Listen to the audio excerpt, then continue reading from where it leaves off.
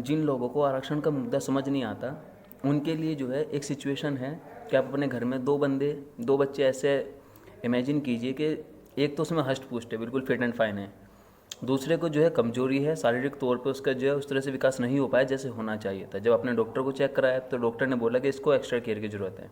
तो आपने, चूँकि एक नॉर्मल अगर फैमिली है, मिडिल क्लास फैमिली है आपकी, तो एक एक गिलास दूध जैसे दोनों बच्चों को दिया जाता है, तो आपने क्या किया कि उस एक बच्चे का जो जो फिट एंड फाइन है उसका दूध आपने रोक करके इसको दिया है।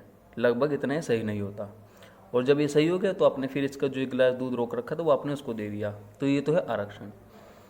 अब ये जो समझ है घर के अंदर तो बहुत अच्छी है, हमारे यहाँ पर हर किसी को ये समझ बहुत ज़्यादा अच्छे से है, लेकिन जब बात आती है देश के अंदर या समाज के अंदर इस चीज़ को लेकर के, तब हमारी जो मंशा होती है कि ये होती है जो भी संसाधन है वो अपने में हम लोट खसोट कर लें।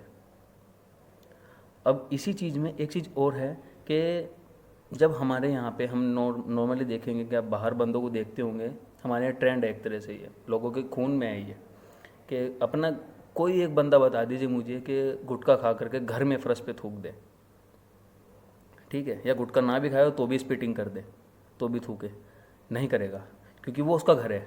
और जैसे घर से बाहर निकलेगा पहले जो है गुटखा थूकेगा, या अगर गुटखा नहीं खाता तो वैसे, मतलब आपको जो है अपना घर तो साफ रखना है लेकिन घर के बाहर निकलते आपको गंदगी मचानी है। और यही फ़र्क है हमारे यहाँ की सोच में और जो विदेशी बंदे हैं उनकी सोच में, जिनको हम विकसित देश कहते हैं। वो विकसित इसलिए नहीं हो गए, उनके यहाँ सड़कें अच्छी हैं, एयरपोर्ट बन गए हैं, बड़ी बड़ी शानदार बिल्डिंगें हैं, इंफ्रास्ट्रक्चर अच्छा है, वहाँ के लोगों की सोच विकसित हुई है, इस वजह से देश विकसित है। हमारे यहाँ पर अगर हमने ये चीज़ सोची हुई है कि हम अपने घर में नहीं थूकेंगे, क्यों? क्योंकि गंदगी है और ये हमारा घर है। अगर हम अपने देश को भी अपना घर मान के चलेंगे, उसी हिसाब से साफ़ सफाई करेंगे, उसी हिसाब से जो मैंने आरक्षण वाला मुद्दा बताया अभी, उसी को वहाँ पर आप लेकर के चलेंगे कि अगर कोई कमज़ोर है तो उसको जाने दो। अगर हम अभी उस लाइन में नहीं है, ऊपर वाले का शुक्र मनाओ कि आप उस लाइन में नहीं हो कि जहाँ पर आपको भी इस तरह से दिया जाए कुछ। शुक्र मनाओ अगर आप उस लाइन में नहीं हो। और सबसे पहली बात जो है आरक्षण के मामले में, वो आर्थिक आधार पर दिया जाए।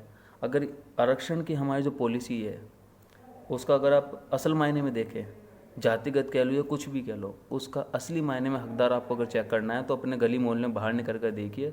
अगर कोई बंदा सड़क पर पड़ा है, ठीक है, कमा नहीं पा रहा है, जिसके दोनों हाथ मजबूत है, हाथ पैर सकुशल है, उसके बाद वो काम नहीं कर रहा, वो तो निकम्मा है, ठीक है। कुछ ना कुछ अगर करना चाहेगा बंदा, मजदूरी भी करेगा तो भी हो जाएगा, और उसके बाद अगर वो जाए आरक्षण के लिए मांगने तो ठीक है। लेकिन आप कुछ कर भी नहीं रहे हो और आरक्षण आपको चाहिए तो ही निकम्मापन है, और इस चीज़ को बढ़ावा देना भी नहीं चाहिए।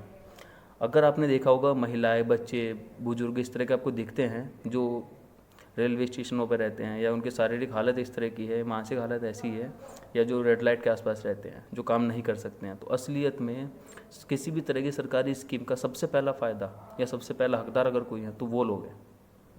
लेकिन उसके बावजूद आरक्षण में क्या है कि अगर जातिगत जो आरक्षण आजकल चला आ रहा है, नॉर्मली विरोध नहीं है इसमें। अगर किसी अच्छे को मिलता है या जो एलिजिबल बंदा है उसको मिलता है, अच्छे में से कि जो एलिजिबल है उसको मिलता है तो विरोध नहीं है। लेकिन जिस बंदे के घर में फॉर्चूनर खड़ी है, जस्ट बिकॉज कि वो उस जाति से आता है तो उसको मिलेगा ही मिलेगा। और कोई ऐसा बंदा जो ब्राह्मण समाज में है या किसी अपर कास्ट में है और वो बेचारा सड़क पर भीख मांग रहा है, उस हालत में है, काम नहीं कर सकता, उसको नहीं मिलेगा। तो ये दुख है जिसका विरोध होता है। बंदे सोचते कि बंदे आरक्षण के विरोधी है, नहीं, आरक्षण के विरोधी नहीं है। अगर एक बच्चा कमज़ोर है तो दूसरे बच्चे का थोड़ा सा दूध रोक करके उसको दिया जा रहा है तो उस बच्चे को भी दुख नहीं होगा जब तक कि उसको पता है कि हाँ इसको वाकई में ज़रूरत है और ये ज़रूरतमंद के पास जा रहा है। आरक्षण विरोध नहीं है, वो सही बंदे को मिले वो इंश्योर कराना होगा।